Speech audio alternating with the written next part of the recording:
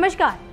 America और CIA के बारे में ये कहा जाता है कि वो अपने दुश्मन को तब तक नहीं छोड़ते जब तक उसका पूरा सफाया ना हो जाए। ये आप देख सकते हैं कि कैसे 20 साल बाद वर्ल्ड ट्रेड सेंटर के आरोपी अल जवाहिरी को मौत के घाट उतार दिया और उसके बाद तालिबान से समझौता करते जाते समय अल-कायदा सरगना अल जवाहिरी का खत्म कर दिया गया उसे। लेकिन अल जवाहिरी की मौत को लेकर अब तालिबान और अमेरिका में ठन गई है। खबरों की माने तो अल-कायदा सरगना अयमान अल जवाहिरी की मौत के बाद से ही तालिबान और अमेरिका में जुबानी जंग जारी है। अब तालिबान ने यह ऐलान किया है कि उसे हमले वाली जगह से अल जवाहिरी का शव नहीं मिला है और तालिबानी प्रवक्ता जबीहुल्लाह मुजाहिद ने यह कहा भी है कि अमेरिका ने दावा किया था कि भाई उसने पिछले महीने काबुल में जवाहिरी को मार दिया था और मरने के लिए हवाई हमला भी किया था, लेकिन हमें कोई शव नहीं मिला और इस मामले की जांच अभी भी जारी है। अब जानकारी ये देते चले कि अमेरिकी राष्ट्रपति जो बाइडेन ने खुद प्रेस कॉन्फ्रेंस कर अल जवाहिरी के मारे जाने की पुष्टि की। अमेरिका ने ये साफ किया था कि इस मामले को ड्रोन के जरिए अंजाम दिया गया है। हालांकि जवाहिरी के शव को लेकर कोई भी जानकारी नहीं दी गई थी और इस हमले के तुरंत बाद तालिबान ने कड़ा विरोध जताते हुए इसे दोहा समझौता का उल्लंघन करार दिया। लेकिन अमेरिका का यह दावा है कि तालिबान ने जवाहिरी को काबुल में शरण देकर दोहा समझौता को तोड़ा और जिसके कारण वो 9/11 आतंकी हमले के सबसे बड़े गुनाहगार को मारने के लिए स्वतंत्र था।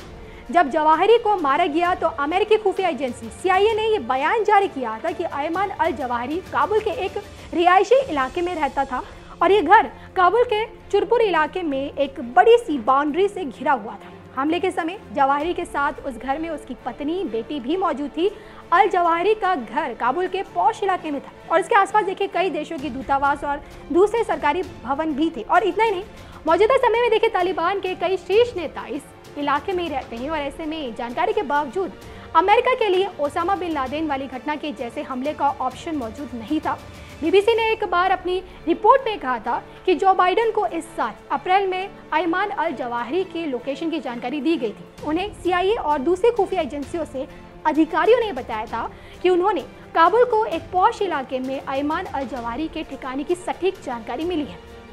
अब तालिबान का एक धड़ा जवाहिरी को सुरक्षा और बाकी समर्थन मुहैया करवा रहा है और जिसके बाद से बाइडेन की तरफ से जवाहिरी के ठिकाने की रेकी और सटीक समय पर मिशन को अंजाम देने की हरी झंडी मिल गई है और कई महीनों तक देखिए खाक छानने के बाद इस जानकारी को जुटाया गया। अभी जरा उन्होंने एक खास पैटर्न देखा है कि ये घर आस पड़ोस से काफ़ी कटा हुआ है और इसका मुखिया कभी कभार बालकनी में धूप सेकने आता है। अब ऐसे में अमेरिका के लिए जवाहिरी का खात्मा करना काफ़ी मुश्किल हो गया था, लेकिन सीआईए ने हार नहीं मानी।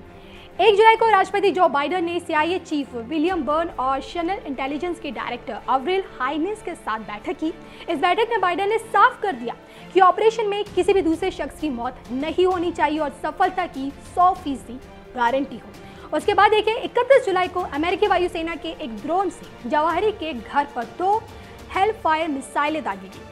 अब जानकारों की माने तो इस हमले के दौरान जवाहिरी अपने घर की बालकनी में मौजूद थे और उसका परिवार घर के दूसरे कोने में था और ऐसे में मिसाइल ने बेहद सटीकता के साथ जवाहिरी को निशाना बनाया। अमेरिका ने दावा किया है कि इस हमले में अयमान अल जवाहिरी की मौत हो गई है, लेकिन उसके घर के किसी भी सदस्य को नुकसान नहीं पहुंचा है। बस इसी बात को तालिबान ने पकड़ लिया है और कह रहा है कि भाई ये सब झूठी बातें हैं, जवाहिरी के मरने की कोई सबूत नहीं है, जबकि अमेरिका ही कह रहा है कि हमने मार दिया। अब देखना ही होगा कि अब दोनों में से एक हार मानता है, लेकिन अभी तो देखिए तालिबान और अमेरिका में टकराव जारी है।